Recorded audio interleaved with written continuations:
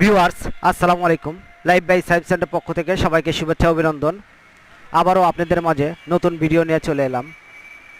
এটাতে hydraulic oil যদি মাঝে মাঝে পরিবর্তন না করেন তাহলে সেক্ষেত্রে আপনাদের বাইকের যে মাস্টার সিলিন্ডারে কি পরিমাণ ময়লা জমে যায় অবশ্যই খেয়াল করবেন। এটাতে কিন্তু হাইড্রোলিক অয়েলটি কমে গেছে। আমি যে কারণে এই মাস্টার সিলিন্ডারটি খুলে আমি এটা পরিষ্কার করে দিলাম। আমি নতুন অয়েল তুলে দেব।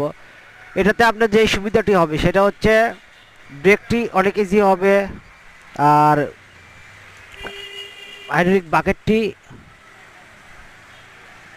লংজিভিটি বেড়ে যাবে। অবশ্যই ভিডিওটি ভালো লাগলে বেশি বেশি লাইক শেয়ার ও কমেন্ট করবেন। সবাইকে অনেক অনেক ধন্যবাদ। আসসালামু আলাইকুম।